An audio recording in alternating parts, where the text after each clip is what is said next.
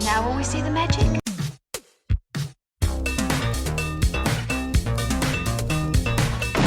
All right, where's Murray? Okay, who is it? This is Jesus, kid. Know then that it is the year 10,191. Yes, we are bored. We're all bored now. Hi, good night. Good night. Hello and welcome to Mary vs. the Movies with your host Mary Jones. And Dennis Ling. And I don't remember why I picked the movie that we're going to watch today. I mean, okay, look. We're watching Ishtar. Yeah. And it's kind of a famous movie Mm-hmm. that not a lot of people have seen. It's famously a bomb. I remember only really as a punchline. I remember reading it about it in Are you going to say Mad Magazine? no, I think People magazine. Okay. I suppose you were a little old for Mad Magazine when this came out. What? Well, you've been 16. Yeah. Were you still reading Mad at 16? Why not? No, I don't remember. Okay. I do remember reading People and TV Guide and Well, yeah, everybody read those. Golden Age of magazines, dude. yeah. I don't know. Was it like really expensive to make or something? I don't think it was like Cleopatra levels of expensive, but it had, big stars. Warren Beatty, who had been a star for, since the late 50s? It feels like one of those Howard Dean situations where somebody really wanted it to fail and so it failed. I don't know. That's the thing. There has been a critical reappraisal in recent years, partially because Elaine May is still alive and people want to appreciate her and say that, hey, her work is worth, visiting. And that is true for the ones that we have seen. Mm-hmm. We've seen Mikey and Nikki. Yeah. We saw that in a theater. We saw Heartbreak Kid in a theater. That Yep. was hard to do. I mean, she has other films that, I can't think of off the top of my head, but those are the two that I love the most. And the thing is, Ishtar, it's kind of, everybody hated it. It's the type of thing that you would get referenced in, anything from, oh God, okay. I think this says more about me than anyone else, but I was going to say, well, in anything from Cheers to The Critic. But then I realized that's basically kind of the same demographic. What am I talking about? I mean, Cheers was a much broader, group. But if you were watching The Critic, you were watching Cheers. So I don't know where I was going with that. In all the Mary Jones media, it was referenced. Yeah, From Cheers to The Critic to The Simpsons. Well... It's Yeah. probably a Replacements lyric somewhere. Oh, God. So... Drunkenly slurred in some live song. Hey, you never know. But so, yeah, I don't really know a whole lot beyond... I can give you what my impression of this film is, right? Because, that's kind of the idea with this, right? I'm going to guess what this movie is. And my impression from pop culture is again, huge bomb. So, a bad movie. I don't know if it's actually a bad movie, but so it stars Warren Beatty and Dustin Hoffman. You haven't seen The Graduate. No, I did Right. I did see Rain Man though. The Graduate, which was directed by Elaine May's ex-comedy partner Mike Nichols. Ties all around. Warren Beatty, on the other hand, I think Warren Beatty's fascinating. Not always right. He's a swing for the fences guy. He really is. And sometimes you swing for the fences and it was actually you were supposed to be bowling and you ended up making Bullworth. But otherwise I'm fascinated by Warren Beatty and I think, his batting average is better than that. So it seems like Dustin Hoffman's always in his comfort zone, whatever he's doing. And Warren Beatty never is. He just always seems to be doing something that makes him uncomfortable or something. I don't know. Yeah, there's always something about Warren Beatty that feels a little uncomfortable with what's going on. And he's never the smartest guy in the room in his roles, which I think is really interesting. Now, granted, we're going to do Dick Tracy at the end of the summer, maybe early autumn, because they're showing it at a local theater. And I've never actually sat and watched Dick Tracy. And again, that's such a weird thing. So I wonder how he comes across in that, because that's not a vibe you connect with Dick Tracy. Yeah. But plus he was married to Madonna at the time, or they were an item or something. Yeah. Yeah. I don't think they ever got married. Okay. Yeah. No, he's been with Annette Bening like for a long time now. But yeah, so like Warren Beatty, I'm kind of always happy to see on screen because he's interesting. He kind of exudes like this masochistic vibe. Yeah, like a sort of masochistic himbo masculinity that I think is really interesting. Even when he's playing guys who are ostensibly smart, like the movie Reds. Mm-hmm. But there's still something. He's a little bit of a dope in some ways. Yeah, and I love it. I think that he's great. So does that carry into this film? I don't know. I hope so. So look, what I think this movie is. So it's the two of them. What I read is that this is a comedy, also maybe a musical.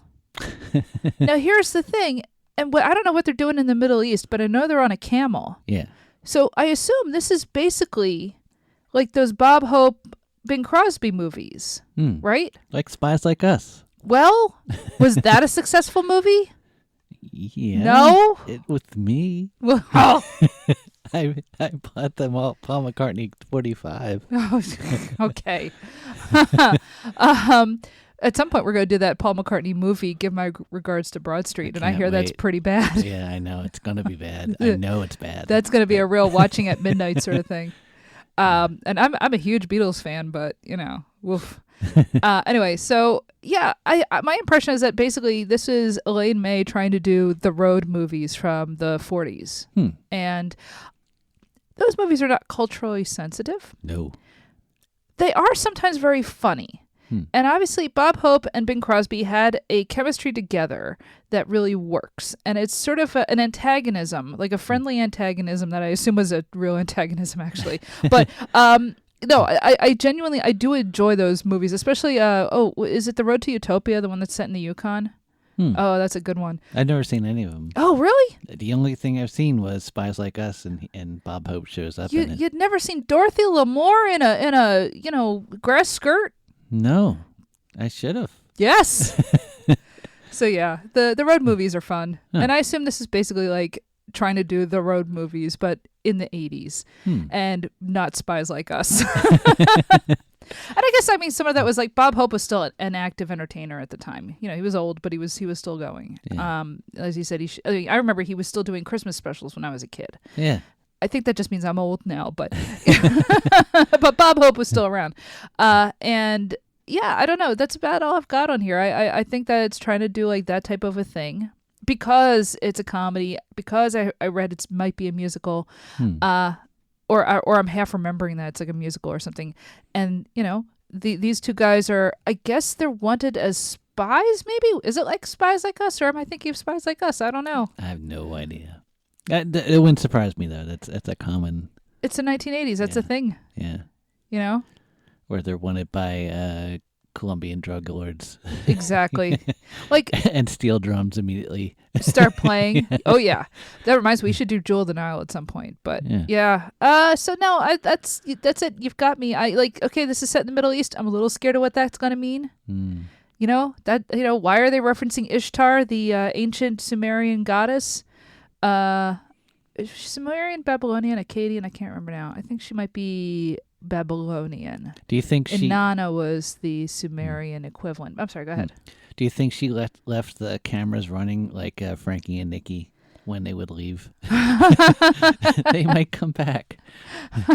No, I think this is I don't think this is going to be anywhere near as interesting or nervy as Mikey and Nikki, which is guys, if you haven't seen it, it's great. It is. Yeah. And it's set in Philadelphia. Mm-hmm. It's got Columbo. It's got Peter Falk. Yeah. It's got Peter Falk it's playing Columbo vibes. If Columbo was a bastard. Oh yeah. Yeah. So anyway, I think that's about all I've got about this film. So I don't know. Do you think there's a cool car in this? Well, there's a camel. There's a camel. There might be a cool car. Why not? Sure. Okay. Do you think there's a love triangle? Sure. Yeah. Yeah. I could see that. You got two guys. There's going to be a girl thrown in the mix. Why not? Do you think they both end up with a girl? Maybe. Yeah. Okay, so is there a death? Sure. I'm sure guys get killed in this. It's the 80s. In the very beginning, do you think? Yeah, I could see that. And that causes the things? The ball starts rolling because the wrong guy gets killed, or they get mistaken for killing a guy? Yeah. Yeah. definitely. Do you think the camel talks? No. Okay. No. They're not going to kangaroo jack us. Yeah, like, This is not going to be Snow Dogs. not even like they have like a like No a dream delusional sequences. Nope. a delusional sequence like No. along in the desert. Again, this is not. First of all, this is not Spies Like Us. Do you think there's any? I think there's a Lawrence of Arabia reference. Yes. Like blatant, like a musical reference or something. Or? Well, that I don't know. But Yeah. Dennis, if you're a person making a movie set in a desert, if you're a Western person making a movie set in an Eastern desert, it'd be weird if there wasn't one. And because look, this is everything from Star Wars to Dune to Raiders of the Lost Ark to whatever. Is there going to be something in here that you go, oh yeah, that's a bit Lawrence of Arabia, maybe? Again, I still think her movie making is more interesting and nervy than that, and I mean I don't think she goes for. I'd be surprised if something as hack as that shows up. Yeah. So. Do you think that there's an angry dad / boss / the president of the United States? Sure. Yeah. Do you think the president of the United States shows up? No. Okay. No. Head of the CIA, maybe? I don't know. Maybe. Yeah. Yeah. There could be like an angry spy chief. Sure. Yeah. It'd be funny if we just keep going down this spy thing. It has nothing to do with spies. I don't know. I seriously don't know if I'm confusing this with Spies Like Us. You think there's a billionaire? No. Okay. I mean, maybe. Yeah. There weren't as many billionaires in those days. They were all millionaires. Yeah, that's true. All right. Yeah, I think that's it. I don't know. Are you ready to go find out what is the deal with Ishtar? Yeah, let's find this deal out. Telling the truth can be dangerous business. Honest and popular don't go hand in hand. If you admit that you can play the accordion, no one will hire you in a rock and roll band. But we can sing our hearts out all night. And if we're lucky, then no neighbors complain. Nobody knows. Okay, so we were in the middle of watching this movie when, not even knowing that we were watching it at the time, we get a message from our guest saying, I have to be on this show. It's not negotiable. And so we decided, well, obviously we can't say no. So, hi, Jon. Hi, John. I have successfully forced my way into this episode. I've done it. Yeah, we didn't. It can be done, fans. Hey, Dennis, do not give people ideas. It's all about timing, though, because it happened. Like, Yeah, no, right in the my middle of it. Yeah. my timing was immaculate, and I'm delighted that we get to talk about a movie that is. I was thinking about this when I was watching it the other night. A real Solomon family comfort comedy. Like there are certain movies, primarily from the Mary versus the movies window, that I like. I can hear my mom laughing while watching them. Oh, that's fantastic. And Ishtar is, I mean, she's still with us. Yeah. Don't get me wrong, but like I can hear her. Is she in the room now laughing? She is not. She is, I believe, in San Francisco presently. But I was really happy to find out that she and my sister's family all watched Tootsie together, because that was another, like, that one played really well in the Solomon household. I mean, you guys know how fond I am of Rob Reiner's The Sure Thing, and I realized that Ishtar is right up there, and kind of like The Sure Thing, sort of a forgotten movie, though its reputation is far worse than either of the other two movies that I mentioned. But man, I remember renting it, Ishtar, watching it, and just those first 22 minutes before Chuck and Lyle go to Ishtar are absolutely among my favorite stretches of any movie. My wife came in while I was watching it, and I started it again to try and get her to watch the first 22 minutes, and I think she was looking more at me than at the TV, just being like, you're so happy right now. Because I love that stupid movie very much. It's funny that it has such a bad reputation, and I honestly don't understand why. I've seen so much worse films and worse comedies, and it's a funny movie. Like Yeah. it's genuinely funny. I went into it with kind of medium expectations because on the one hand, I've seen all of these people in other things. It's Warren Beatty. I've seen many Warren Beatty films. It's Dustin Hoffman. I've seen Dustin Hoffman in a lot of stuff. It's Elaine May wrote and directed, and she's made movies that I really love. And it's got Charles Grodin. I didn't even know going into the Charles Grodin was in it, and I was just so happy to see him there playing. Oh, that's an awesome surprise. Oh my God, yes, it was. And having him be a really, shifty CIA agent. Oh my God, I could not have gotten a better. And then on top of everything else, all of the songs in here, because the two characters are songwriters, very very bad songwriters. They're all done by Paul Williams. I look at all of the talent involved, and I watch it without knowing why did everybody hate this film, because I went into this thinking, oh, I'm going to see like a total fiasco and it's going to be awful, and I watched it because and I've seen movies that I'm just like, oh, this has a great cast and I've liked this person's work. Like if you ever saw the movie Babylon, I hate that movie. And I went in with pretty good expectations. I went into this with kind of medium and I was like, wait, this is great. I don't understand. Why is this considered a bad film? Yeah, I'll take the blind camel of Ishtar over the elephant of Babylon every time. Oh God, yes. Oh God. Yeah. How did you first see this movie? Did you I see it in mean, the theater? I didn't, but 1987, I mean, that's real me reading Premiere Magazine Mm-hmm. every month territory. That's real me hanging out at the public library reading Variety after school and American Cinematographer and stuff like that. So I was definitely aware of it Mm-hmm. coming out.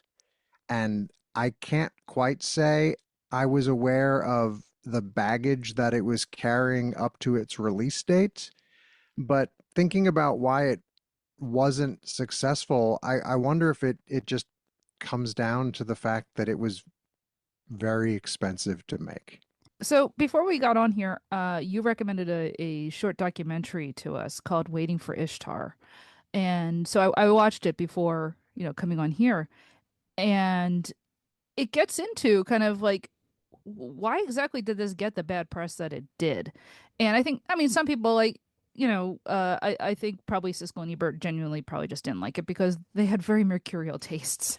I liked watching Siskel and Ebert, but nothing is gospel, right? But getting into the fact that like, oh, it was very expensive, and there were probably like this one guy at the studio who definitely didn't like this, or was it a rival studio or something like that? Well, the producer was changed to this Putnam guy. Yeah. Who apparently did not like Warren Beatty, and I can see how Warren Beatty would rub people the wrong way. He just seems like someone that would just steps on toes all the time. Yeah, because he sees himself as an auteur. Yeah. I mean, this is the guy who won't let Dick Tracy go, Yeah. and goes on TV once a decade It's kind of as Dick Tracy. Look, I think Warren Beatty has a very interesting mind. Yeah. Maybe it's not all there, but it is very interesting. Yeah. Now Ishtar, you can easily like rent it on. We watched it on Apple. You can get from any of the services. And in watching this documentary, I was kind of fascinated by the idea that like it wasn't even like necessarily out on DVD. It was just on VHS for a long time.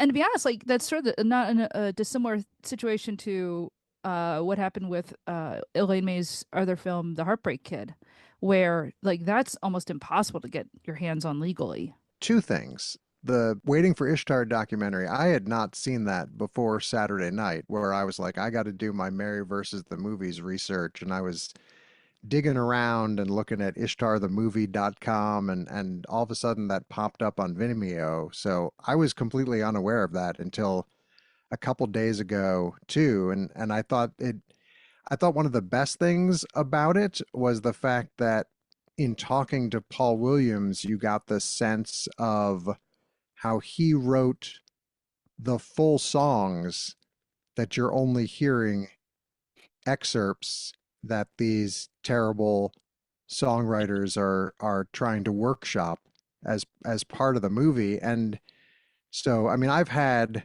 gonna change my name to Carol. Like that's a line that's stuck in my head in perpetuity. But so I thought that was really interesting to hear Paul Williams talk about that in his own words. And just the most heartbreaking part of Ishtar to me is when you get to the end of the credits and it says soundtrack available, because there's no soundtrack available. And I looked for that thing for years in a pre-Discogs world, thinking that there was an Ishtar soundtrack out there somewhere, and there isn't. And I would love to hear some of those terrible songs in full. There is a Chuck and Lyle 45, but unfortunately I don't own it. So that was one of my two things, and now of course I've lost the thread on what the second one was. But yeah, I'm look, I like some things that are just brilliantly inexplicably bad, and so the songs that they believe in them so much, and I think that's just another reason why I adore them. Well, and that's also, I think, what I find really interesting in this film, especially like you bring up the first 22 minutes, which is all set in New York, and it's about how they come together as songwriters and their own kind of little bit of a background, right? And it gets into like their songwriting process. And what I find really fascinating about it, and I think this actually might be what turned people off on the film, some of the people who saw it. You can accept a movie where you have two bumbling idiots and they still have like a talent though, right? Because this is kind of modeled on the Hope and Crosby films, the road movies, and I've seen those. But, Bing Crosby is a good singer. Bob Hope was funny, right? And the conceit of this is these guys are really not good songwriters at all. They are delusional. And they're very funny in that. But I think for some people, the comedy of that is kind of hard to win them over.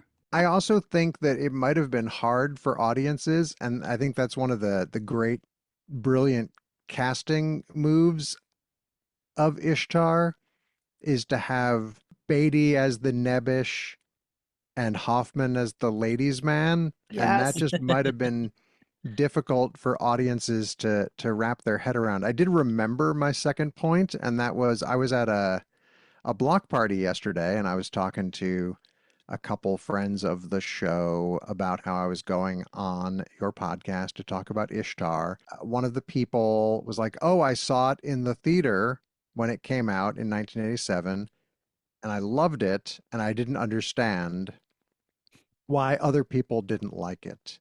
And that same person's wife, I mentioned this to, and she was like, "Oh, my brother saw it in the theater," and it was the exact same thing. They loved it.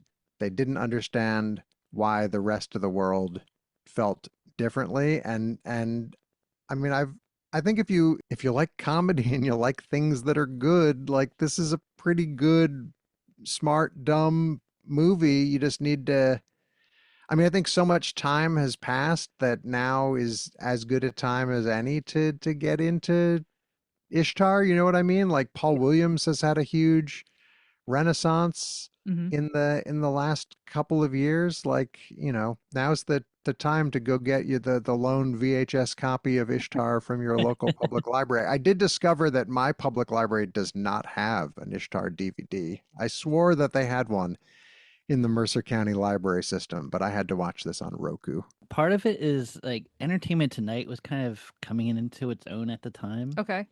And I think people were listening to that, and it filtered to Johnny Carson, and like it became a joke. I think before it even was like even out as it was coming out, because my memory of it is from Bloom County.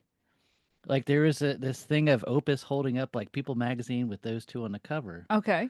And it was just like a punchline. Like it was always a punchline that it was, this bomb or something. Well, because I mean, I've seen the Far Side cartoon of, the video store in hell, and it's all copies of Ishtar. And then which later, Gary Larson later said he never saw the movie. Yeah. Yeah, he apologized, actually. Apparently, I think he has seen it since. He's just like, yeah, no, I got it wrong. So what I find interesting, though, is I think some people watch what is a very funny opening of these guys writing a song that's I mean, it's actually not that bad a song. The telling the truth. Oh God, I can't remember what the words are, but I actually had like the melody in my head Telling all the day. truth can be dangerous business. Honest Yes. and popular don't go hand in hand. Is that the song, Mary? Yes, yes, it is. And what I love is, Can you imagine Dylan sitting in the theater watching like, oh man, that's a pretty good song. well, because there's a line in there that I keep thinking about, like, if you admit that you play the accordion, you can't audition for a rock and roll band. And I had two thoughts, and one was that's actually not a bad line, but also I love They Might Be Giants, so you're wrong. So I'm realizing now, live in real time, that the first 20 minutes of Ishtar might be my Inside Llewellyn Davis. do you know how much that movie means to me? Oh, I know. I Yeah. just, believe me, I'm as surprised to come to this conclusion as anyone. We all have our inside Llewyn Davis. Yeah. Also, Ishtar finished 78th at the box office in 1987, and it was $200,000 behind Hellraiser. So it's Wow. in pretty good company in the 70s. Batteries Not Included, Radio Days, Superman 4, The Quest for Peace, Three Amigos. Three Amigos. Three That, like, Amigos 71st. Honestly, with the exception of maybe Superman 4, these are, well, I don't know. I've never seen Barry's Not Included. And I actually haven't seen Superman 4, but like those movies that you mentioned, they're all good movies, Yeah. you know? It's a pretty, like, this is a real John sees every movie year. And oh my goodness. It was going up against some formidable competition. So I don't think it necessarily got a fair rap, but there were a lot of other movies in 1987. I wonder what it opened against. Now I'm gonna have to look that up. One thing that gets me about the songwriting though is I'm fascinated by how Paul Williams was able to actually make it believably bad music. Like, as somebody who's written some not good songs, I can hear like why those songs not only are they bad, but they're believably bad. Like I can hear why they're clunky in certain ways, but at the same time they're not so bad that you couldn't hear it. I don't know if I can explain that very well, but like there's something so believable in the way that those aren't great songs. And it's actually really hard to pull that off.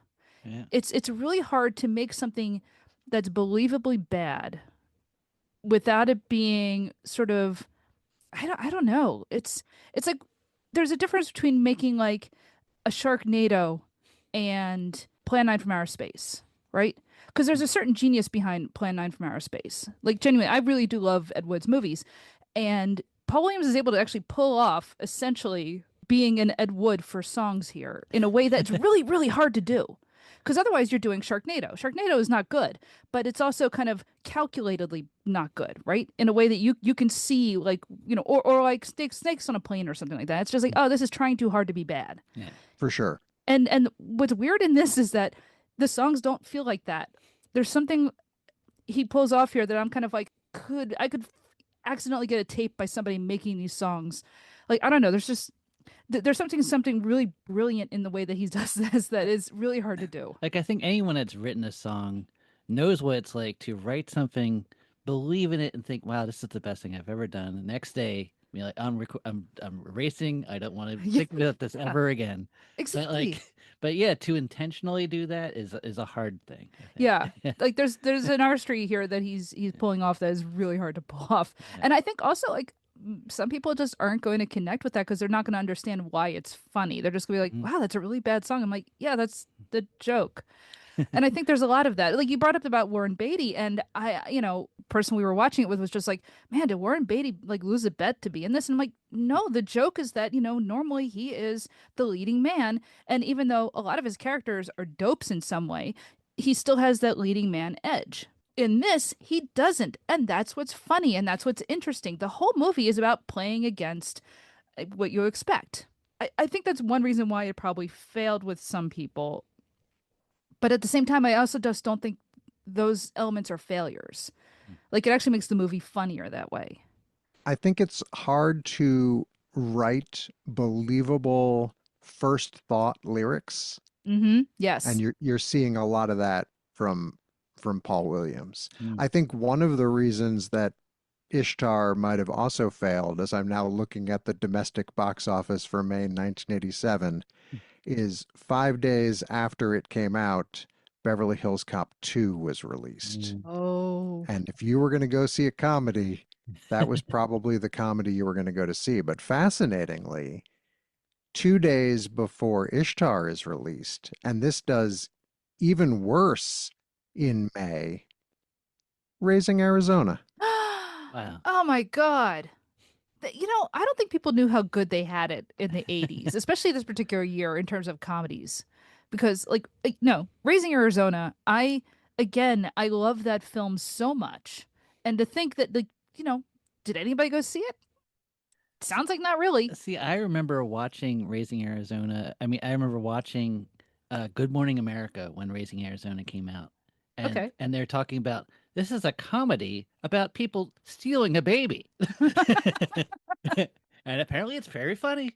It's funny at the outset, I was talking about these, Solomon family comfort comedies and being able to hear my mom laughing during them. When you mentioned, or when we were just talking about Raising Arizona, I thought about how now that I was a bit older when this came out, but I was living in Chicago at the time and my mom must have been visiting, and it was the opening night for a movie called The Big Lebowski.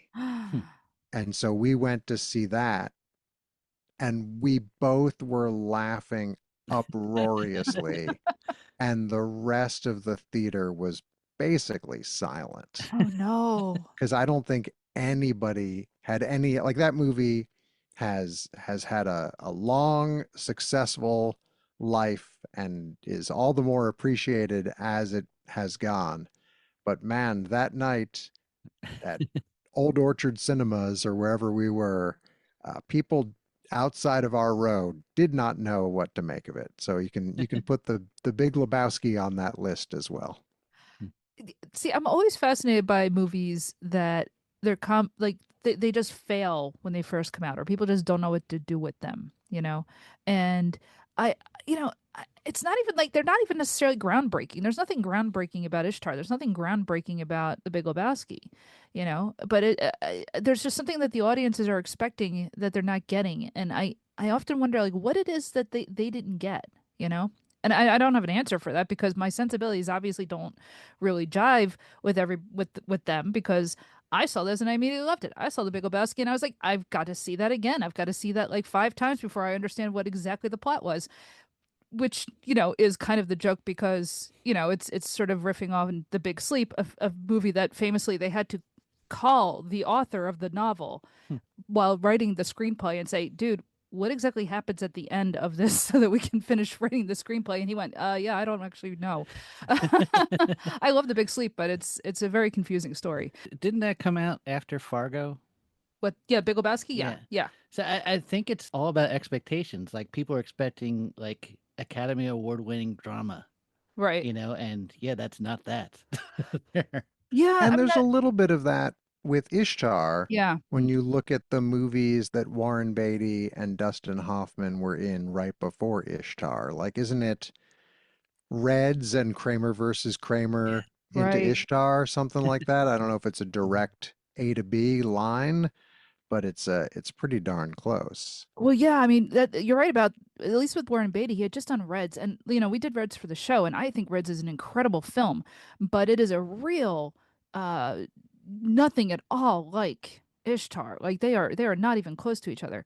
Although it is very funny that one part of the plot of Ishtar is that his character Lyle is mistaken for a communist spy by the CIA, and like I think that's very funny that they put that in there, given that he had just gotten the Oscar for Reds. But yeah, I mean, like Dustin Hoffman had just I think Tootsie. Like he did Tootsie, and then that because that came after Kramer versus Kramer. But then I don't think he had been in a film for a few years, and then comes in and does Ishtar, and it's just like it's not like people wouldn't go and see Dustin Hoffman in a comedy, a very popular comedy. I mean, Tootsie was enormous. Yeah. So let's see. Reds is 81 and then Ishtar is 87. And it looks like, yeah, Tootsie is 82. Kramer versus Kramer 79. Tootsie's 82. And then Ishtar '87. So yeah, those are both performances coming on the heels of fairly iconic work. I mean, he even did a TV movie of Death of a Salesman, which I remember being like appointment television at the time. So it's yeah, and then course corrects right into Rain Man straight after. Yeah. At some point we're gonna have to do Rain Man for the show, and I am not looking forward to that because it just does not strike me as sensitively handling the subject matter. Um, but I don't know that. Yeah, I don't know. I've always kind of put off watching that movie, but yeah, it is. It's Did funny. you see Awakenings? Oh yeah, I liked Awakenings. Yeah. I haven't seen it in decades, but actually, who directed Awakenings? Not that we have to go off on a tangent about that, but I'll have to look that up again. Anyway, yeah. So let's talk a little bit about what happens in this movie. So Chuck and Lyle, they are songwriters. Hawk, you mean? Oh, you're right, Hawk. There's a moment where he says "Hello, Hawk," and I just went, I just want to know. Does Superchunk's song have anything to do with that moment? But probably not. Come pick me up. Right? Yeah.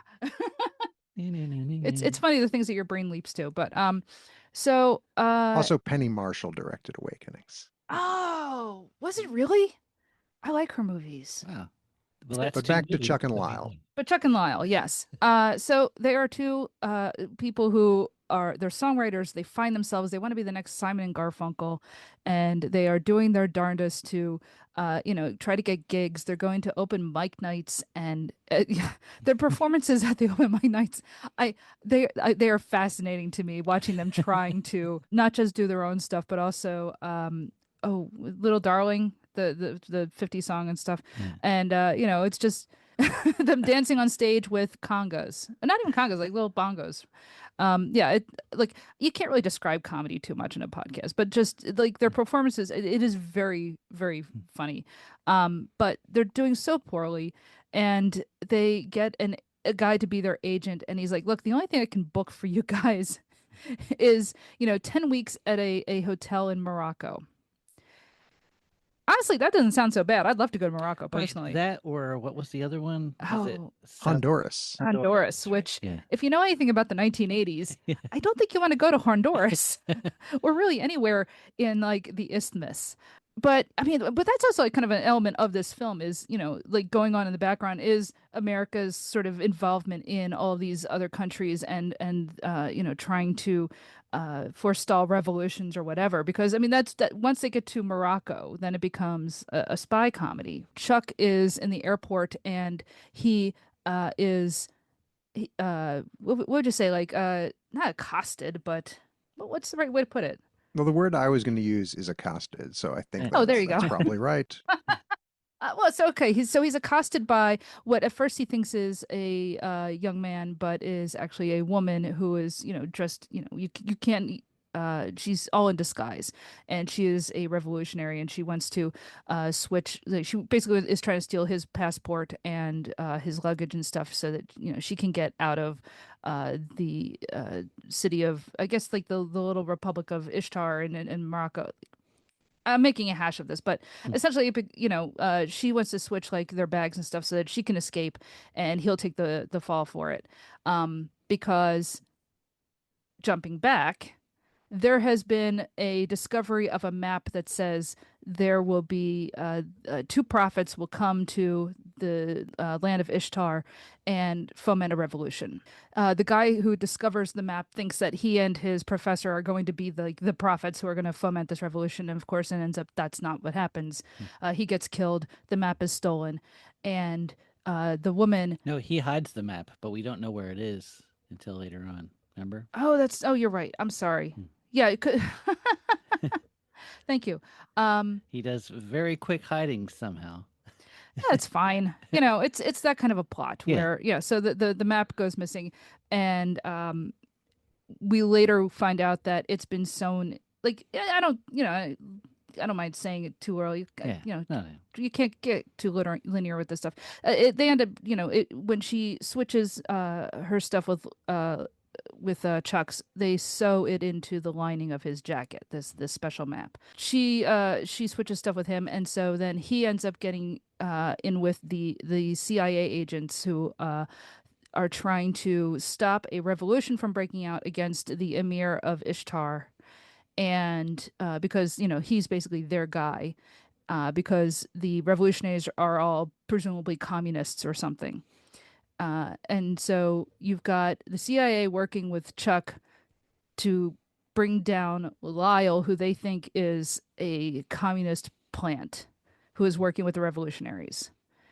And stuff ensues. That's the easiest way to put it, because it's that kind of, it's an intentionally convoluted plot. Yeah. I know I'm getting stuff wrong here. It was making me think about there were at least three of these, so it's a fascinating kind of unique to the 80s comedy. Mhm. I mean, maybe it's not unique to the 80s, but the military comedy, not like the Stripes military comedy, but like the 1980s give us Deal of the Century, Spies Like Us, and Ishtar, which I think are all like big budget comedies with explosions. Yeah. And those are not easy to do. And I think Ishtar, probably because of the writing and the acting, is the most successful of the three. Hmm. But geez, I don't even think I realized until right now that William Friedkin directed Deal of the Century, but I remember that being a real, I'm partially because it's Chevy Chase, but like that's like a real crass movie.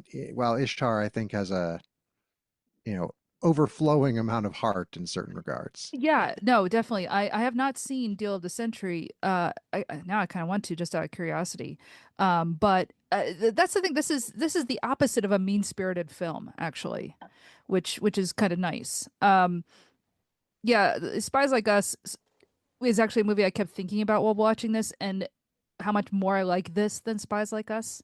And I don't know, maybe I should go back and rewatch that, because Dennis insists it's a funny movie, and I remember when I watched it, I just kind of going, It has funny moments, yeah, it does, it does. like Spaceship or Naked Space.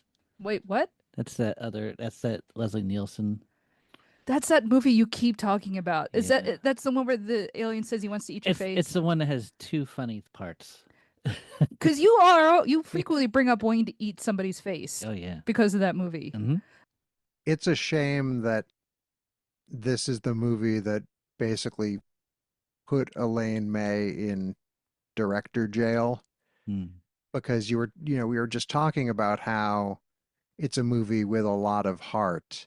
And we've seen other movies where the protagonists are dummies that are, for example, Farrelly Brothers movies. Oh yeah, yeah. And those movies are rough sledding because there's not a ton of empathy there. Hmm. Yeah. And like I find, and I think hopefully you both agree, but like I think we've all had dreams and aspirations and plans that we've believed in that maybe other people didn't. And so I find Chuck and Lyle's conviction in their work very sympathetic. Yes. And Yeah. so I think I'm pulling for them in a way where I'm not going to name the movie now because I didn't finish it, because I watched 10 minutes of something on a plane, and the protagonist, I was just like, oh my God, I hate him. I can't spend 90 minutes with this guy. And it was a similar like clueless dummy.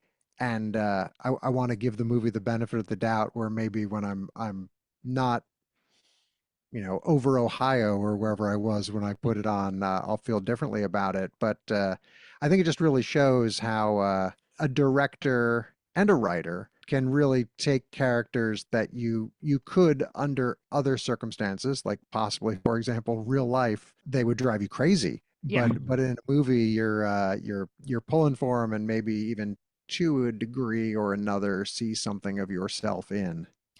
Yeah, that's what's so interesting about this film, and you're absolutely right. You never, like, as you said, these guys are dummies, but the film never wants you to dislike them. It never wants you to, when you watch like the joy that they have in like writing and performing these terrible songs, I do see myself in that, honestly. I mean, who hasn't had like a creative endeavor that they're not great at, but they really love and they really want to do. And I've got more than I can count, honestly. but the film doesn't want you to laugh at them in making you feel, I don't know, contempt for them. I don't think the film ever feels contempt for them because, for one thing, like their characters are so good natured. There's nothing like I keep thinking about how Lyle is sort of a perfect idiot. He is so like open-hearted in everything he wants to do. How could you hate that guy? You like, yes, in real life you would find him annoying, but in the film they're out lost in the desert and all he wants to do is save his buddy, and there's just something so wonderfully genuine and dumb and corn-fed about him that you can't help but really want those characters to not die in the desert. You don't hate these people, and it is hard to pull that off sometimes. A lot of comedies don't bother with that, and I find it interesting that this movie actually it doesn't have contempt for them in the way that you would in a lesser film. And again, I brought up Ed Wood earlier, and I kind of feel that way about the movie Ed Wood. The movie Ed Wood does not have contempt for those people.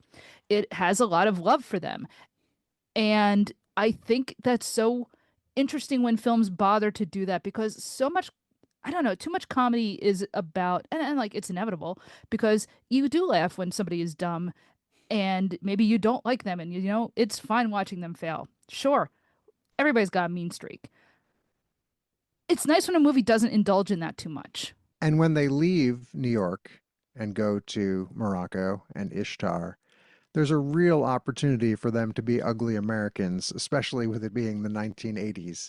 Mm-hmm. And they're not. Like there's a lot of stuff that in other hands could have stood the test of time extremely poorly. Yeah. And I think it mostly survives intact. Yeah, maybe at the auctioning place that's a little. Oh yeah, I mean, even that, yeah. So that one scene where they are in the desert with the gun runners, and you have Dustin Hoffman doing like a bad accent because he's trying to pretend that he is an interpreter and stuff. I could easily see that in a Hope and. Oh yeah, absolutely. Like yeah, okay, that But yeah, to that me, doesn't play that well now. But I still don't think that's like, none of the other guys who are there, none of the guys who are supposed to be like Bedouins or whatever, Right. they're looking at him like, who is this idiot? Like it's not really making fun of them. Yeah. Right. to me, it's Latka Gravis. Oh, that's not a bad way to think of it. Yeah. No, I was kind of surprised going into this. I was just kind of like, oh man, again, as you said, 1980s. Are we going to get a lot of really nasty stereotypes and, sneering about, Muslim culture or whatever? Like, no, none of that's in here. Again, it's too like good-natured a movie to do any of that. The most people who are really being made fun of is the CIA. I love the CIA agent played by Matt Frewer, actually. His idea of disguise is he still has his like business suit on underneath, a local robe or whatever, and he thinks he's, in disguise, and he sticks out so badly. Actually, all the spies in those little chase scenes, they're wonderful. They're pretty fun. Yeah, I love that stuff. But, the movie knows the humor is in, here's these, guys who think that they're secret agents and like nobody is fooled. Like it's very obvious who they are. I had forgotten that Matt Frewer was in it. Someone who I did not notice their name in the Ishtar credits until this viewing. And I've seen this movie, probably a good half dozen, 10 times over the years. Zero idea until this pass that the gentleman at the hotel who, when Warren Beatty is performing solo before Dustin Hoffman shows up, who calls out wanting to hear the Yellow Rose of Texas, and then afterwards, goes up to them and says, "It was I who called out for the Yellow Rose of Texas." Fred Malamed. Oh, that's right. Yes. I didn't even recognize completely unrecognizable. The end of the movie is, of course, the revolution ends up, I guess more or less happening. The CIA have to kind of pull out of the situation because they can't fire on Americans and kill them. That would look really bad. Which, boy, feels not too obviously. Not too obviously, anyway. Like, and I just thought, oh, it was a different time. Things have changed a lot. 40 years have really made a difference, huh? So yeah, they end up kind of making different deals, and in the end, uh, Chuck and Lyle end up actually being the two prophets from the map, and the revolutionary girl ends up becoming like a new leader for the country, and they get to have their stand at the hotel where they get to play in the nightclub and finally get to put out an album, and that's the rest of the film.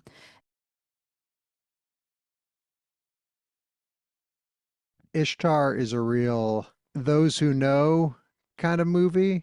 Like I think it's a good sign that I'm gonna have similar sensibilities with someone if they're like, yeah, Ishtar.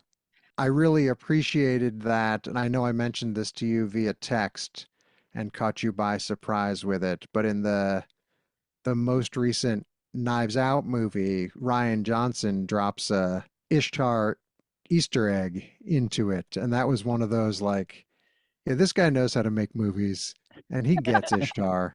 I'm on the right side of history here because there's a moment in Wake Up Dead Man where I think Benoit Blanc is in the church and says something about how, and God, I'm not going to do the voice, but says something about how I have to do the voice. Like telling the truth can be that's not good. I'm going to just say it in my normal voice.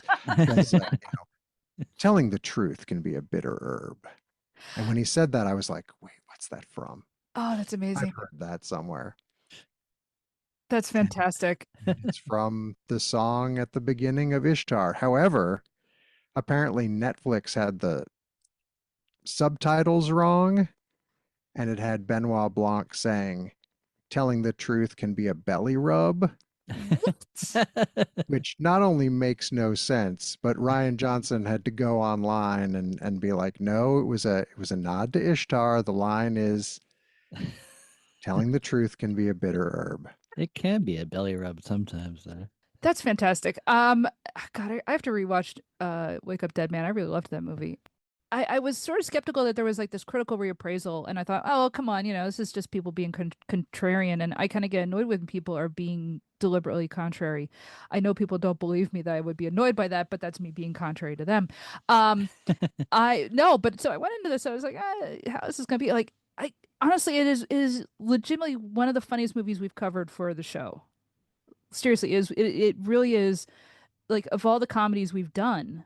I honestly, I think I laughed more at this than almost anything. It's a movie that really, I don't want to set the bar too high for people who haven't seen it, but it's a real, I think I've already used this word before, but it's a real warm-hearted, silly, dumb in the best possible sense comedy, and the people who are on screen are fully committed to what they're doing, and I respect that a great deal. If anyone listening wants to spring for that Chuck and Lyle 45 for me on Discogs, it looks like, let's see if there's a promo copy available right now for $7.99, shipping from the United States. Nice. You get Little Darlin' on one side, and what's on the flip? Little Darlin' on both sides. All right, maybe this isn't worth it. But man, yeah, there it says music from the LP. It says from the LP, music from the motion picture Ishtar. A thing that doesn't exist. I've heard of lost media, but this is imaginary media. I owe you one LP. Yeah. Someone's gonna someday either, Paul Williams will release the full lyrics to all these songs, and I mean even in the short documentary that we all watched, the Waiting for Ishtar, like someone will come along and be like, I'm gonna have 10 different bands cover these songs in some way, shape, or form, and it's gonna be great. So I'm so glad that we got to talk about Ishtar and that you allowed me to literally barrel my way into this episode. John, And, you are welcome on the show anytime. all right, how's Thursday? It's fun. I'm looking at my notes and I say it reminds me of swimming to Cambodia, and I don't know what that was about. That was another big movie for me around that same time. So you're kind of getting a sense where like 14-year-old me was at loving Ishtar and Spalding Gray and Pretty hip for a 14-year-old, I gotta say. yeah. Was Brazil's 85, right? Yeah. That was also, yeah, I spent a lot of it was and is great to have parents who really like to go to the movies and were up for whatever. And we had like a little art theater kind of not too far away, or I'd drive down to the Bourse or whatever with my mom at a moment's notice to go see something. So, yeah, definitely, I certainly saw so many 1987 blockbusters, but tons of small movies as well, and definitely helped fully form me into whatever you have before you today. That's fantastic. And good on your parents, because they did a great job. Yeah, and now of course my daughter wants to finish watching Out of Sight with me tonight, and I'm like, no, we're watching the NBA Finals. Sorry. So what kind of dad am I?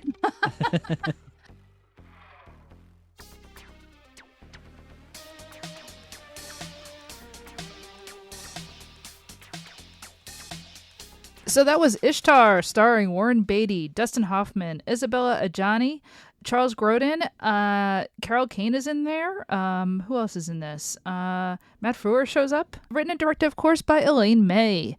Thank you once again to Jon Solomon for coming on the show. That was excellent. What a wonderful surprise when he reached out to us. You, of course, can listen to Jon every Wednesday at from 5 to 8 on WPRB of Princeton. And get on the chat. And get on the chat on there. And, of course, check out his record company, Comedy Minus One Records. Great stuff on there. Mm-hmm. So, again, thank you, Jon. You are the best.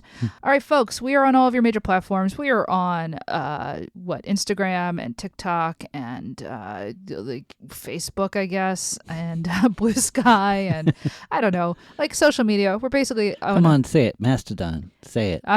We're on Mastodon. There's like one guy who follows us on Mastodon, and like I know that he's a great guy. Well, I'm glad he is, because I always roll my eyes when we get to Mastodon. Like, well, no, because do you know Mike Lupica follows us on Mastodon? Oh wow, yes, awesome. Mike Lupica, who if you listen to WFMU or WPRB, you know who that is. So yeah. Anyway, so we're on all of your major platforms. We, of course, are also available wherever you get podcasts. We're on Apple Podcasts where you can rate and review the show. We would appreciate it if you did. We are on Spotify. We're on YouTube. We are wherever you grab our RSS feed and put it into your podcatcher of choice. We, of course, have a Patreon, patreon.com/MaryVSMovies, where you can help support the show for $3 a month because it costs money. We just did an interview over Zoom. We have the server costs. We have a webmistress, who runs our website. We have to pay people. So this show, it costs money to do. And, it's a labor of love. We're very happy to do it. But if you want to help defray some of the costs, you can join Patreon, patreon.com/MaryVSMovies. And if you do that, for $3 a month, just $3 a month, you get another show, Hollywood Avalon, where we watch Arthurian stuff. Like anything from the 1953 movie about the Holy Grail, The Silver Chalice, which is not necessarily a great film, but a very interesting visual film, to Apocalypse Now, to Indiana Jones and the Last Crusade, to Knights of the Round Table from 1953, another 1950s movie. Bugs Bunny cartoons. We're going to cover Gargoyles, actually. We're going to start doing that. We've covered the show Merlin. We've covered all kinds of stuff. So if you want to hear us talk about Excalibur, if you want to hear us talk about we still haven't done Monty Python and the Holy Grail, but that's, I don't know, I'm kind of holding off on that one. That's kind of special. Of course, so is Excalibur. But so, yeah, if you want to hear us talk about Arthurian stuff, sign up for that and get access to that. We, of course, also put out bonus episodes on the Patreon. You can see the live show that we did last year. We have the video for that on there. So if you want to see the live show, if you want to see the animation that Dennis did for our opening credits that's on the Patreon, you want to see all this extra stuff. If you want to hear us talk about random things, our reviews of movies, we just we put it on the main, but we just put out a thing. We watched Masters of the Universe, the new movie. Stuff like that is over on the Patreon. So there's a whole bunch of stuff over there. So just sign up. Patreon.com/MaryVSMovies, and don't use the iOS app because they take like a 30% cut. It's a racket. So you use a browser. Use your computer. You people are old enough to use computers. Don't do everything on the phone. That's for teenagers. Are you a teenager listening to us? Why? This is not for you. You nerd.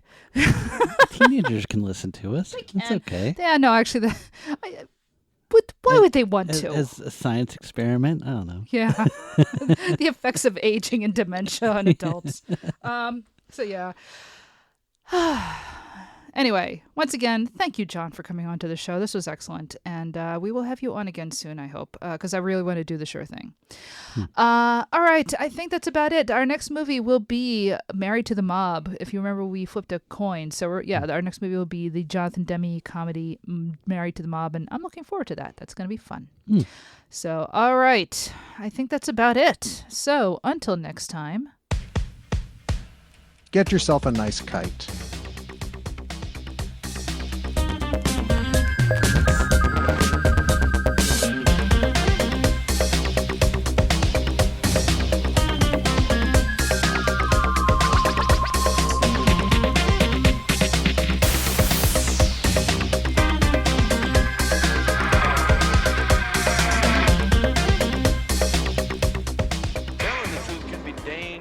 Telling the truth can be dangerous business. Telling the truth can be dangerous business. Why?